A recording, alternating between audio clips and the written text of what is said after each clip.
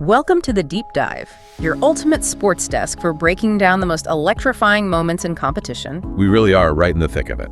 Absolutely. High stakes, stunning upsets, and just the raw drama of the beautiful game. Today, we're diving deep into, well, a truly astounding Matchday 3 of the COPACCHAI Super July Men's Elite Cup group stage. Astounding is the word. We've got all the analysis breaking down how every single pass, every tackle, every goal just reshaped the whole tournament landscape. And it leads us right into the quarterfinals draw, which looks very interesting. It really does. You know, watching this group stage, it's just so clear this tournament isn't only about, historical pedigree. It's about pure, unadulterated adaptability. Okay, let's unpack this incredible tournament. Yeah, it's been an absolute wild ride. And that theme, adaptability versus pedigree, it really resonates, doesn't it? What's fascinating here is how quickly the narrative shifted. Yeah. Just one match day. One match day. Yeah. Every decision, every bit of individual brilliance, even, moments of ill discipline, they had monumental consequences, reshaped the whole picture. The margins were just razor thin, and that's where the strategic coaches, that's where they really earn their money. Razor thin, exactly. And nowhere more than Group A, which, if you were following, just exploded into pure chaos. Chaos is right. All four teams ended up tied on points. Can you actually believe that? That's almost unbelievable. Which meant goal difference became the absolute decider. For anyone maybe not super familiar, when teams are tied on points like that, goal difference, just total goals scored minus goals conceded across all the group games, that's the first tiebreaker. And it's brutal. So brutal. Precisely. It's not just about winning one game, is it? Yeah. It's a stark reminder that in these multi-stage tournaments, the real win condition is often an aggregate of results. Teams have got to calculate their path through the whole thing, not just to one win. Take Tigris from Menor. They beat Paradens in that first match we saw. Great goal, last gasp stuff from the veteran Sub Lundu, 89th minute. Electrifying moment. Totally. A victory on the day. But that slim one-goal difference, it just wasn't enough for Tigris to overcome their earlier goal deficit. So Tigris won the match, but incredibly, they were eliminated. While Paradens from Encoats, known for their gritty defensive style, they lost the game but still went through. What a paradox. Tigris celebrating a win, walking off eliminated. Paradens, probably gutted from the loss, find themselves in the knockouts. That's the cold math, isn't it? It really is. And in the other Group A game, Atlas needed, they had to win by at least 2 goals against Latia to get through. Yeah, pressure was on them. You could feel the tension right from kickoff. Then, just 14 minutes in, a massive moment, Latia's goalkeeper, Sandro, commits a penalty, gets a direct red card. Game changer. Totally. You could almost feel the air go out of Latia right there. Well, yeah. That red card wasn't just about losing a player. It immediately forced Latia into a strategic pivot. Damage control, basically. Their coach would shift to them. Forget attacking ambition. It's now a desperate scramble for defensive solidity. You often sacrifice attackers just to plug the gaps. The top teams practice for this, adapting formations when they're a man down. Right. And Atlas, clinical. Yeah. Reverted the penalty, then bang! Added 2 more goals later on. Dominant 3-0 win. Which qualified Atlas. And sent Latia crashing out because of that heavy defeat. It's really a testament to capitalizing when your opponent slips up. Absolutely. Okay, so from that tactical chess in Group A, let's pivot. Group B. It was all about goals, goals, goals here, and some really smart strategic plays, too. Yeah, some high-scoring affairs. We saw some fantastic matches. Alvarado and Orita Cherubin gave us a real thriller. It was tied 2-2 right down to the wire, the last 7 minutes. Yeah. Alvarado from the host nation, Darmenda Karuba, they just dug deep, scored twice more, confirmed their qualification. Incredible finish. Great attacking display. But what's truly remarkable, even scoring 9 goals in 3 games. Yeah. They still didn't top the group. Yeah, Alvarado's attack was brilliant. A joy to watch, honestly. But in a group where goal difference was so key, every goal conceded mattered just as much. Their qualification was earned through that attacking force, definitely, but the top spot, it stayed elusive because maybe their defense was a bit leaky. And the reason they didn't top the group, well, it was Pau Ferro. They took full advantage of Union Pioneero's problem. Right. Union Pioneeros were missing quite a few players, weren't they? Injuries, suspensions. Exactly. And Pau Ferro just pounced, scored twice early, put the pressure on immediately, then added 1 more late in the game. Smart play. Secured a decisive 3-0 win. And that meant Pau Ferro advanced in first place with a better goal difference. Yeah. They really made a statement about about squad depth. Yeah, and if we connect this to the bigger picture, it just shows how crucial that squad depth is. And capitalizing on opponent weaknesses too, especially in a tournament format. Injuries, suspensions, they can decimate a team's main lineup. Palfero saw the opportunity, executed their plan perfectly, showed tactical flexibility, exploited that compromised strength. This is where teams with a strong bench, not just strong starters, really shine. Yeah, you know? Absolutely. Couldn't agree more. Okay, let's talk Group C. Here we saw some real dominance and some very decisive moments. Nostalgia from Menor just kept their perfect run going, ended up as the only team with 3 wins in the whole group stage. Impressive stuff. Delivered an impressive beating to Cosmo Ross 2, winning 3-0. What a performance. Just a masterclass in consistent attacking football. Nostalgia has been a class apart, haven't they? Their consistency across all 3 matches is, it's remarkable. Sets them apart as a real force. Clinical efficiency that few others have matched. Their ability to manage games, dictate the pace, convert chances, makes them a really formidable opponent going forward. No doubt. And their dominance meant the other match in Group C was basically winner takes all. Kilian went up 2-0 early, looked strong, making a statement. Looked like they were cruising. Exactly. But then, drama. Conceded an own goal. Then an equalizer early in the second half. Suddenly, the momentum just completely shifted. Psychological battle starts. Yeah.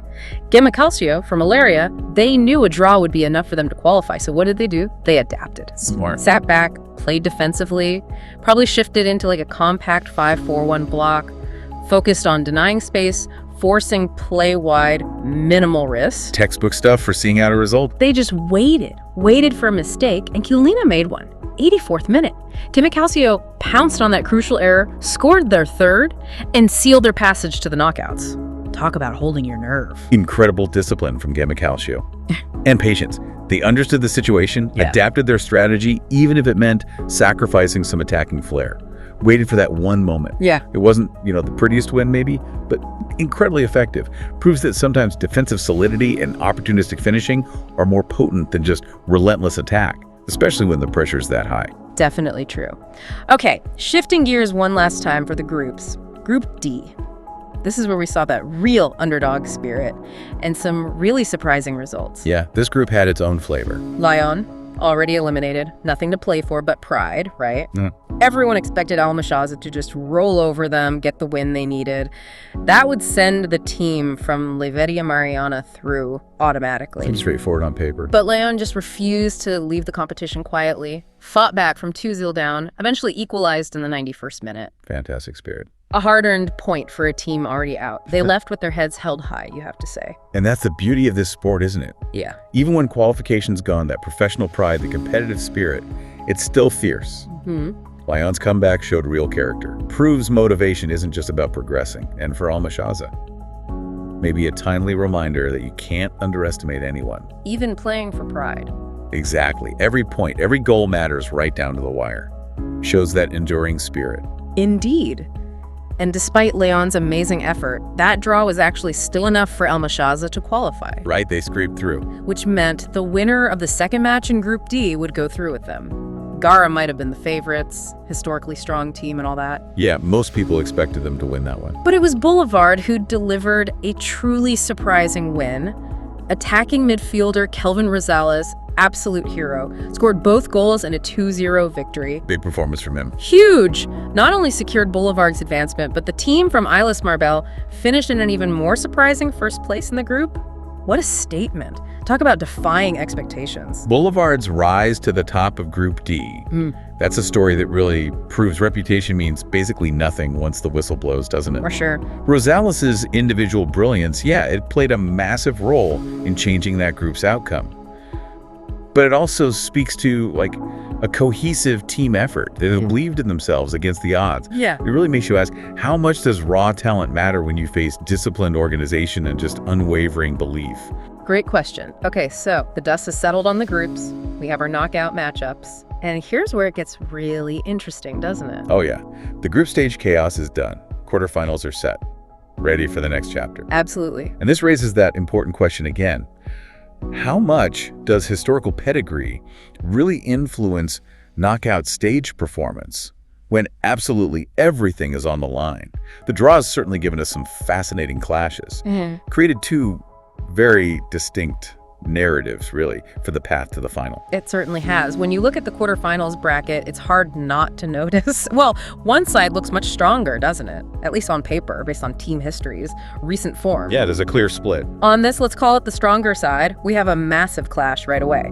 Atlas versus Alvarado, both from the host country, Dormenda Karuba. A proper domestic derby. Adds even more spice. Definitely. The winner of that one will then face whoever comes out top between Nostalgia from Menor, who, as we said, were just undisputed best team in the groups, perfect record, Al-Mashaza from the always strong Lividia Mariana. These four teams, they feel like the established powers, the Titans. Yeah, that bracket really is a clash of titans. For them, every match isn't just a game, it's like a test of their legacy, their current dominance. The tactical battles there will be immense. Coaches scrutinizing every tiny weakness. Most analysts, you're right, would probably put their money on the eventual champions coming from one of those four. It's a real gauntlet, a test of nerve, tactical sophistication. You wonder if the pressure of those high expectations will be a burden or, a motivator for these established teams. Good point. But then, on the other side of the bracket, we have what I'm calling the surprise side. A land of opportunity. Yeah, maybe.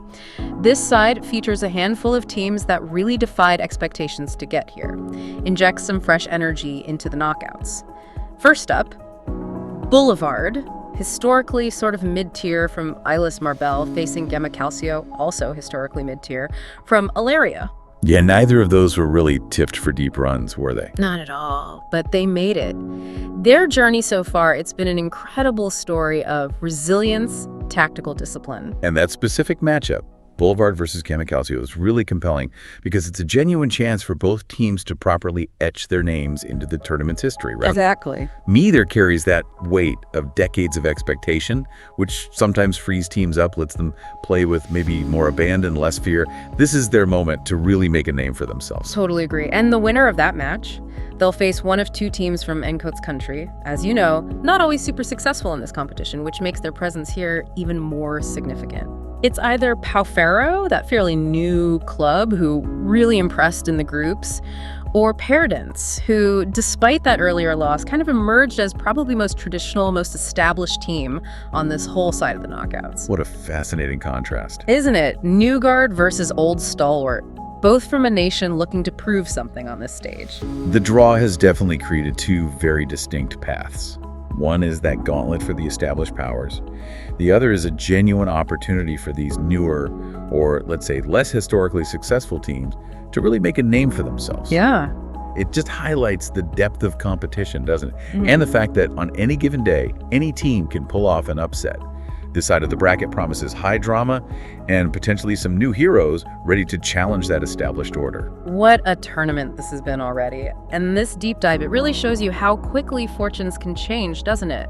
How one goal, one timely red card, or just a crucial tactical switch can reshape the entire tournament's path. It's not just about who wins, but how they win and why certain things unfold the way they do. It gives you that full picture, beyond just the scoreline. Lets you understand the strategic chess match happening underneath it all. Indeed.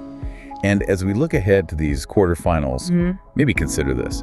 In a competition filled with these historical powerhouses, teams carrying all that expectation, will the unexpected surge of teams like Boulevard and Gemma Calcio just be a fleeting moment of glory?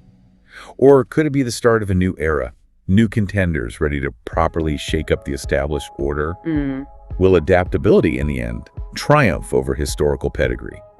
That is a great question for all of you to ponder as we head into the knockout stages. Thank you so much for joining us on this deep dive into the COPACCHAI Super July Men's Elite Cup. Yeah, thanks everyone. We really hope you'll follow the rest of the tournament with this newfound informed perspective. We'll see you next time.